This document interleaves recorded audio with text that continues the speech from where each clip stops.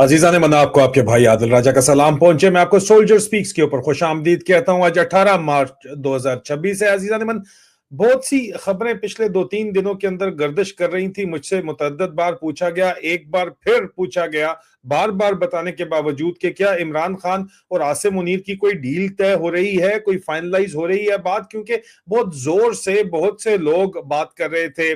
Pakistan main stream media के ऊपर जो बैठे हुए लोग बात कर रहे हैं, तो जाहिर बात है लोग कहते हैं कि इनको तो कहा गया होगा, इजाजत होगी ये बात करने की।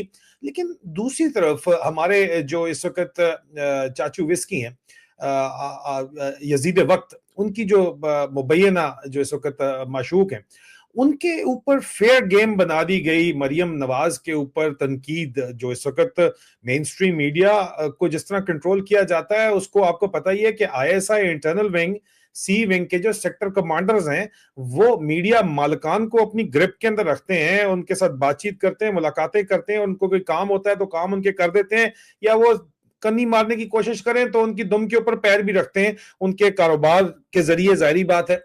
अब पाकिस्तान में इसी तरीके से काम चलता है, और इसी वजह से जो भी आईएसआई जो पॉलिटिकल स्ट्रेटजी होती है, वो आईएसआई मीडिया विंग नहीं देता, वो आईएसआई इंटरनल विंग देता है, डीजीसी देता है।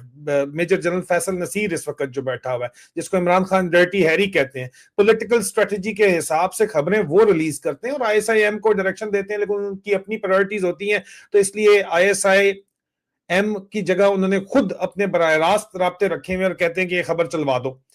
और बाकी तो रूटीन के अंदर चल ही रही होती है, आईएसपीआर के बेसमेंट से भी चल रही होती हैं। लेकिन आईएसपीआर के बेसमेंट में जो इस वक्त, और मिलिट्री कॉलेज ऑफ सिग्नल के साइबर टावर में जो अस्करांडू ब्रिगेड बैठा हुआ है, जो ट्रॉल फैक्ट्रीज चल रही हैं, वो नवाज शरीफ और मरियम नवाज को खास तौर पे टारगेट करी है, शहबाज शरीफ को नहीं। बिकॉज शहबाज शरीफ जो है वो बहुत ही जबरदस्त किस्म का टाकी पोचा मारता है, और वो तो पक्का अर्दली नहीं, चपरासी, तो बहुत नेक्स्ट लेवल का चपरासी बन के इस वक्त आर्मी चीफ की और पूरी फौज को जो फोन आता है वो साइन कर देता है।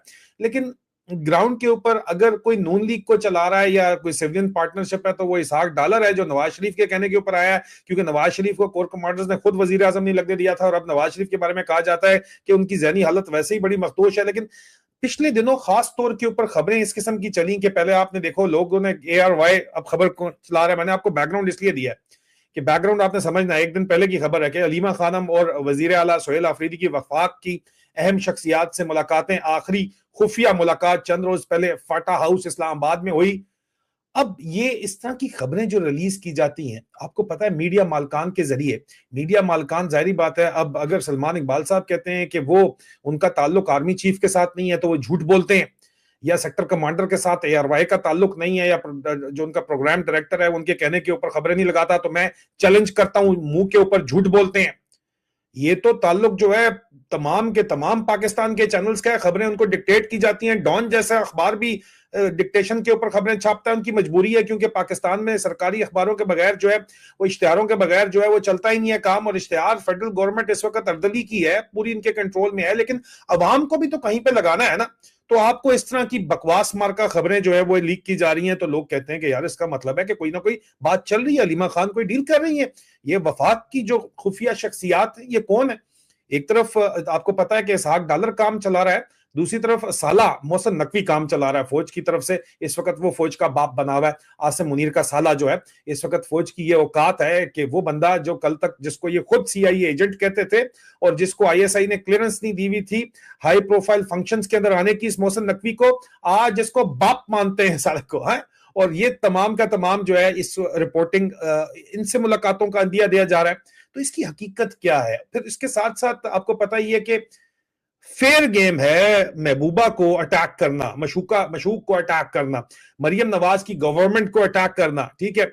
और उसमें आप देखेंगे इस तरह की खबरें जो इस वक्त आपने सामने आना शुरू हो जाती हैं, ये खबरें लीक की जाती हैं कि लाहौर के सीनियर साफी बाबर डोगर ने इंकशाफ किया कि नवाज शरीफ साहब की वालदा मरहूम शमीम अख्तर साहिबा की खिदमत और घुटनों की मालिश के लिए खातून चंदन बीबी रखी गई थी। हैरत की बात यह कि इस खातून की 40 से 45 हजार रुपए माहाना तनख्वाह शरीफ खानदान अपनी जेब से नहीं बल्कि पंजाब स्पोर्ट्स बोर्ड के सरकारी फंड से अदा करता रहा, जो खानदान अपनी वालदा की खिदमत के लिए मुलाजमा का खर्चा तक सरकारी खजाने से पूरा करता हो। क्या उनके बच्चे अपने बैरूनी दौरों के अखराजात अपनी जेब से अदा करेंगे? ये इनका असल चेहरा। बात तो बिल्कुल ठीक है, बात तो बिल्कुल ठीक है, लेकिन ऐसा क्या आफत आ गई? और इसके अलावा भी खबरें लीक की जा रही है नवाज शरीफ की ऑडियो लीक्स जो शेयर की गई हैं वो 2023 और 2024 की हैं, जहां वो मिल्क शेक पी रहे थे। ठीक है, अभी 2023-24 तक मिल्क शेक पी सकते होंगे, अभी तो सुना है वो मिल्क शेक भी नहीं पी सकते। तो ये चीजें जानबूझ के लीक की जा रही हैं कि मरियम और उसके बाप को जो है वो फेयर गेम है, क्योंकि तनकीद को गलत नहीं है, और अवाम जो है वो इनकी वजह से गालियां पड़ी हैं फौज को। तो फौज की जीएचक्यू की पॉलिसी इस वक्त क्या है? पॉलिसी बड़ी क्लियर है कि यार, और पुराना फार्मूला, कोई नया फार्मूला नहीं है, कि आप तमाम की तमाम अवाम को अब इन पटवारियों को गालियां पड़वाओ, और पटवारियों में भी शहबाज शरीफ हमारा बिल्कुल ताबेदार अर्दली बना हुआ है, और फेडरल गवर्नमेंट क्योंकि 18वीं तरमीम अभी तक रिवर्स नहीं हुई, तो हमने इनको इस्तेमाल भी करना है, और हमने प्रेशर में भी रखना है पंजाब गवर्नमेंट को। और पंजाब गवर्नमेंट के अंदर इस वक्त जो है वो घर के अंदर आपा साहिबा का झगड़ा चल रहा है, साले का झगड़ा चल रहा है। मरियम नवाज ने खुलेआम पिछले साल ख्वाहिश का इजहार कर दिया कि मोहसिन नकवी को ओहदे से हटाया जाए, तो घरवाली और मशूक का जब दरमियान में फड्डा पड़ गया, तो फिर घरवाली आखिर में जीतती है, क्योंकि उसके पास तो राज बड़े पुराने हैं ना, उसको तो फिर आप नहीं सच्चे खब्बे कर सकते।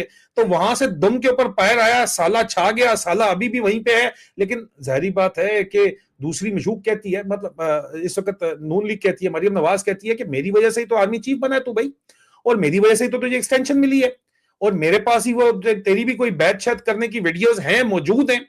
तो ब्लैकमेलिंग का हिसाब किताब वहां भी है, बैलेंस भी रखना है, लेकिन उनको दबा के भी रखना है। 17 सीटों के ऊपर चाचू को और उसको जो है हुकूमत दे दी है, पंजाब की भी और फेडरल गवर्नमेंट भी दे दी है, तो उनको कंट्रोल के अंदर भी रखना है। तो अब जीएचक्यू का पुराना जीएचक्यू ने कन्विंस किया आसिम मुनीर को, और इसके अंदर हमारी इतलात के मुताबिक जो भाभी नेटवर्क है वो कहता है कि भाभी जान इरम भाभी की भी पर जोर जो है वो डंडा शामिल है कि इनको रगड़ो, इनको गालियां खाने दो, इनको गालियां पड़वाओ। इनकी हरकतों की वजह से बेटे को जहाज में बिठा के भिजवा दिया वहां पे वियना।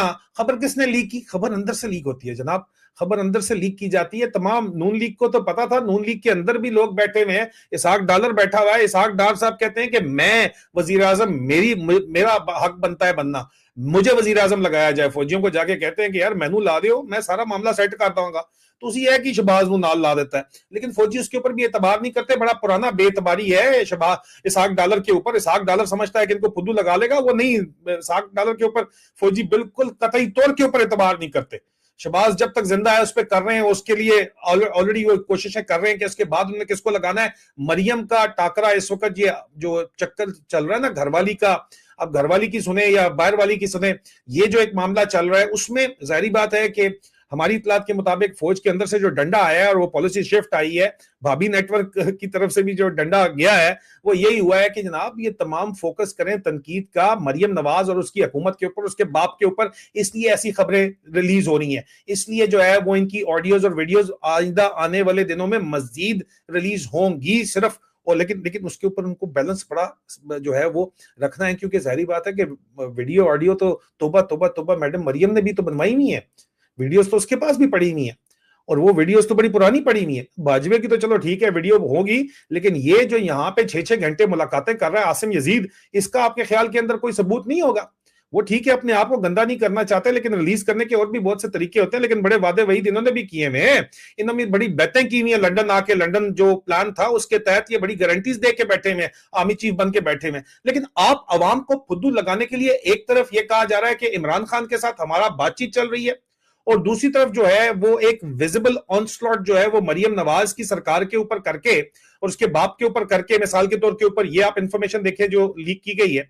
अब इंफॉर्मेशन क्या लीक की गई है कि जनाब इस वक्त गाड़ियां आप देखें, मरियम औरंगजेब के पास जो प्लानिंग डेवलपमेंट एनवायरमेंट की है, इसके पास 5 गाड़ियां फॉर्च्यूनर, कोरोला, हाइलक्स, सरकारी गाड़ियों की। अब डिटेल अगला स्कैंडल जो आने वाला है वो रिलीज किया जा रहा है। मैंने आपको बताया था ना, ये जो स्कैंडल्स रिलीज किए जा रहे हैं ये है तो हकीकत है, ये स्कैंडल्स ऐसी बात तो नहीं कि हकीकत नहीं है।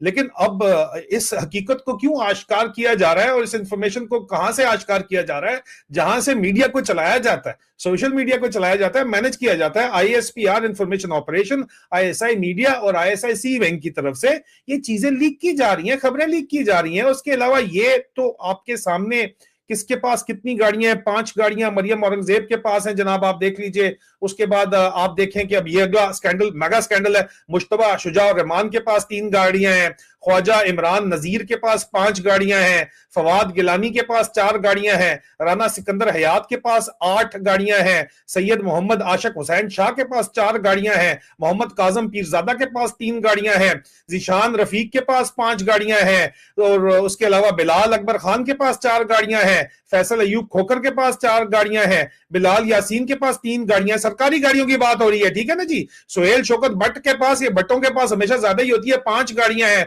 सरदार शेर अली के पास जो है वो 4 गाड़ियां हैं, आजम उजमा जाहिद बुखारी के पास 6 गाड़ियां हैं इंफॉर्मेशन एंड कल्चर की, रमेश सिंह अरोड़ा के पास 3 गाड़ियां हैं, शुएब अहमद मलिक के पास 6 गाड़ियां हैं, चौधरी शाफे हुसैन के पास 4 गाड़ियां हैं, जिशान मलिक के पास 5 गाड़ियां हैं, सना आशिक स्पेशल असिस्टेंट, ये इतनी स्पेशल असिस्टेंट के किसी दिन आप कहेंगे तो इनकी स्पेशल किससे, ये कनीजे खास हैं, ये खास काम करती हैं मशूक आजम के लिए, नहीं वजीर आला के लिए।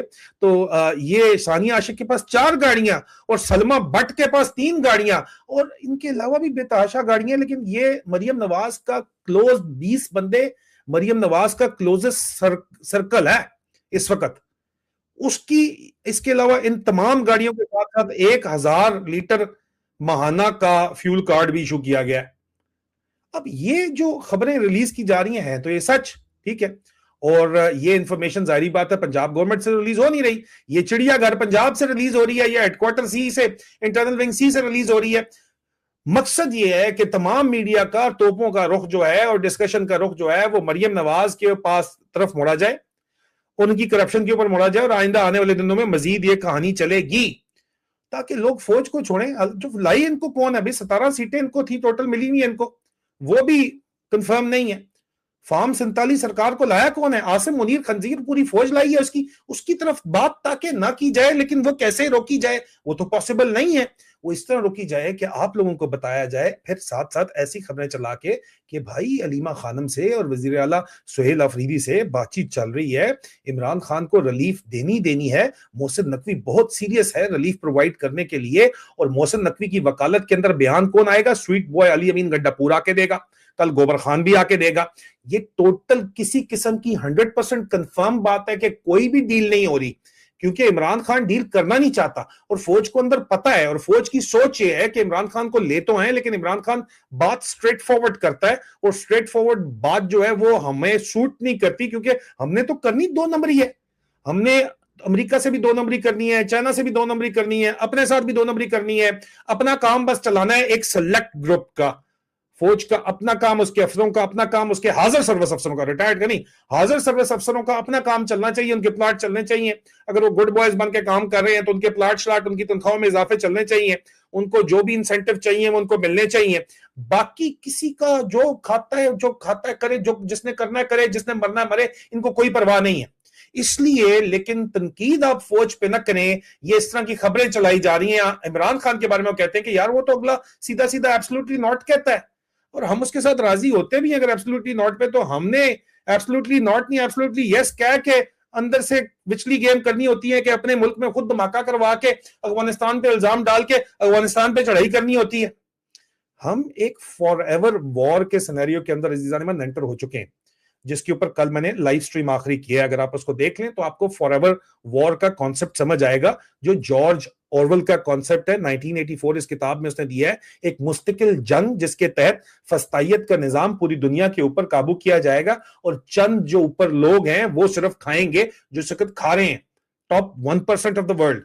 और इस वक्त पाकिस्तान के जर्नैलों की जंग उस टॉप 1% के अंदर शामिल होने की है या उनके साथ मिलकर काम करने की है, ताकि इनका अपना काम चलता रहे। पाकिस्तान जाता भाड़ में तो जाए, इनको कोई फर्क नहीं पड़ता।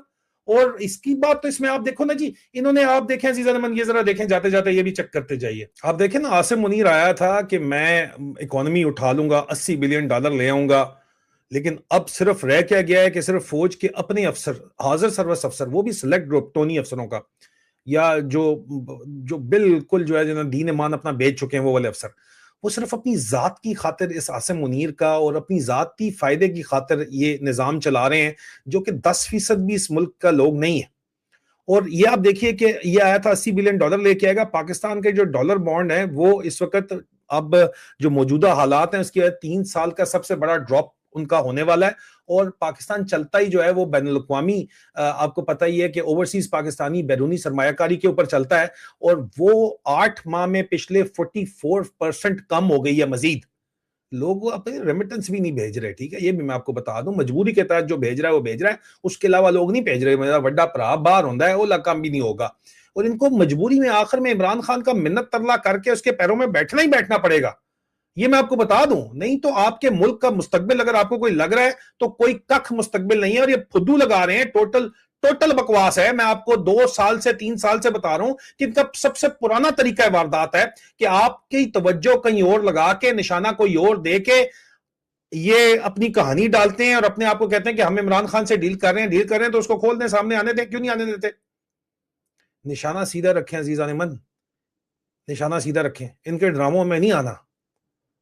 हमने पाकिस्तान को आजाद करवाना है इस जुल्म फस्तायत से जो इन्होंने फौज ने, पाकिस्तान की अपनी फौज ने चलाई हुई है। 78 साल से साले नूरजहां के पुत्र बन के, हीरो बन के बैठे हुए। आज हमें पता चला है कि इनसे बड़ा बेगैरत कोई है कोई नहीं।